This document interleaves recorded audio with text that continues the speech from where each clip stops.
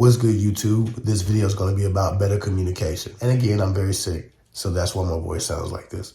But somebody asked me, how can I get my guy to open up more? How can I get my guy to have the difficult conversations? How can I get him to communicate his frustrations, his issues, and start to heal our relationship from a place of growth and evolution? And, she obviously gave me more details because this was a conversation, but she told me maybe this perspective would be helpful for other people. So keeping her anonymous, how to get a guy who's potentially about to shut down or who's not necessarily forthcoming about his issues in the relationship, but clearly is showing symptoms and signs that he's not happy. How to get his communication up to where you can actually have enough to work with so you can work on your half of the relationship, right? A lot of women are very vocal about how they feel. They're very vocal about their emotions and where they stand. And then they go home to men who don't necessarily have that same balance or that same ability, right? And not assuming every woman is balanced when she's doing this, but women are much better at just stating what's going on sometimes than guys. So how do you get a guy to actually start to function in that way and to share more in that way? You might not like this answer. And again, this isn't to accuse the women who are struggling with men who don't open up, who don't communicate, who won't have the difficult conversation, and who won't give their critiques, the types of critiques that will help the relationship. But a lot of men don't share, don't talk, and don't criticize or complain or communicate their differences, their issues, and their discrepancies with you because you don't take enough action. If you want better communication in your relationship, if you want more communication in your relationship, then you have to take more action. What am I saying? A lot of us have difficult conversations with guys. You train a guy on what to expect from you in your first couple of conversations that might be hard to have. In your first couple of honest, open conversations, that dialogue that you have when things aren't going your way or you're having an issue. You train a guy to either learn to trust you and trust the actions you'll take, trust that he's not wasting his breath, trust that you'll do whatever it takes to try to meet him where he is, trust that you'll do whatever it takes to try to address the issues that he's having with you. You train a guy to expect the best from you or nothing from you, right? The same observations you're making about a guy being his best, putting his best foot forward, they're making about you. The difference is women are more communicative, so they're going to talk more. They're going to have the conversation. They're going to force the conversation, right? It's not like men have a reputation for whipping women in arguments, so they're not afraid of the conflict. They're not afraid of the argument a lot of times. Men don't want to have the argument because not only do they lose the argument, but they still don't get what they want, right? Which was action.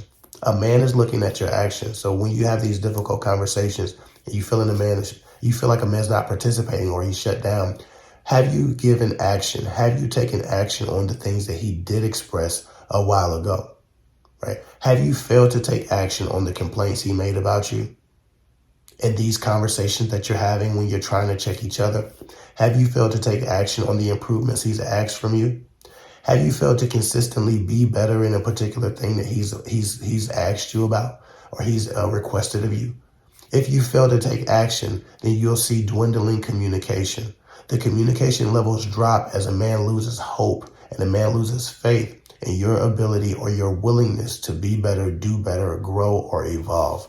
There are tons of women who have a man who doesn't share anything with them, especially things as it pertains to his conflicts or the things that hold him back from loving her fully and completely. For whatever reason, men attach their ability to love to their feeling of respect and being heard and being considered.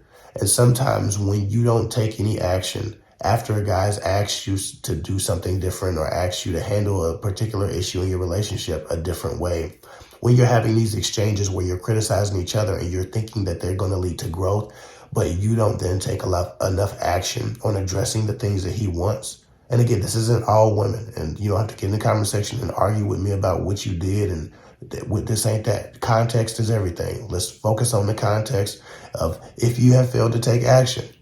When you have done that, it trains a guy that his words don't mean anything. He'd rather not waste his breath because he doesn't want to resent you for not doing what he's asked of you. I've been in relationships where I didn't want to waste my breath. I didn't want to even say what I needed because I knew that it wouldn't get done. It wouldn't happen.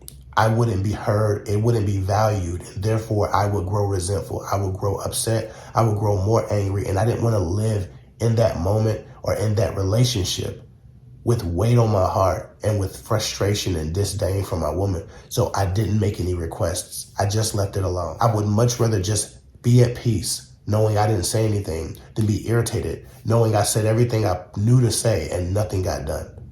Knowing that I felt very deeply and very strongly about what I asked of you, and you're not doing it, but you have steady complaints from me. In general, men want to have the most peaceful time. And in chasing that peace, sometimes they withhold their emotions because they don't believe anything will be done about them. Shut down, not sharing, not having the difficult conversation, even though you know that he knows that he has some complaints about the relationship, or he knows he wants to express some things.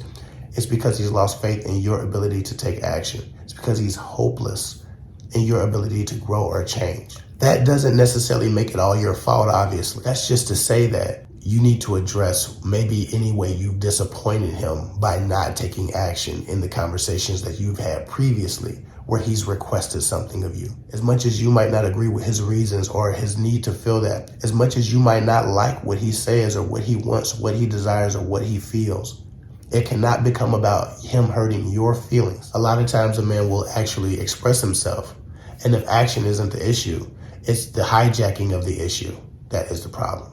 A guy will say something that might be difficult for him to share, and a woman will hijack that moment with her emotions. How dare you say that? That's so hurtful. I can't believe you think that of me. Oh my God.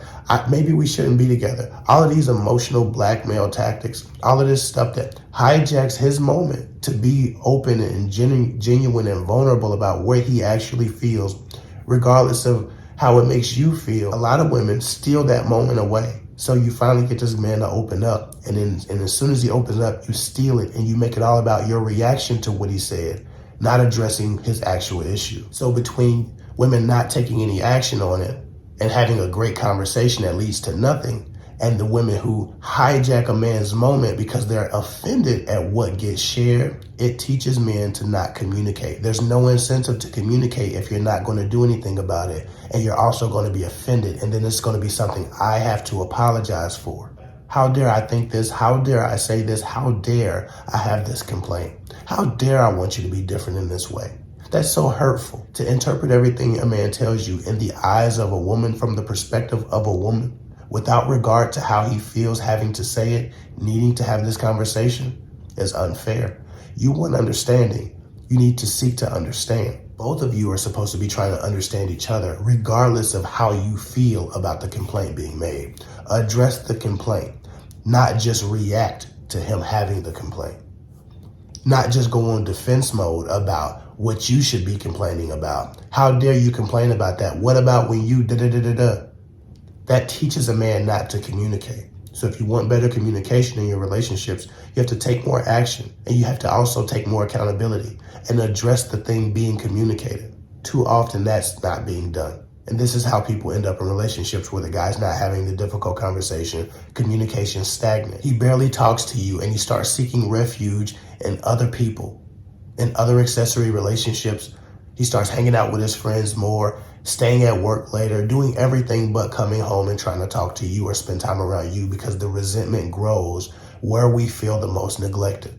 Sometimes he's there physically, but he's not there mentally. It's because, again, he's learned through non-action, or your defense mechanisms, or your hijacking of the conversation or the issue at hand, that his feelings don't matter, his desires don't matter. What he wants from you doesn't matter. So think about that. Be honest with yourself. Does a man have to cheer you up after he's honest with you about your bullshit? If he does, you're training him to not communicate. Ultimately, he'll stop, but it will hurt your relationship, and it will hurt your connection. It will hurt your vulnerability and your intimacy. Again, for those of you who can't stand men to such a degree that you have to get into my comment section and tell me about how horrible men are and how nobody should ever listen to a man, good for you. But this is not what we're talking about. In the context of a relationship with two people who care about each other and who want to grow and who want to stay together, in the context of somebody who's being respected and trying to show respect to their man, in the context of women who actually care about relationships with men, these are things that happen in relationships. So that's who I'm talking to. I'm not talking to every woman who has an issue with every man in the world and who thinks that men can't do anything worth working for.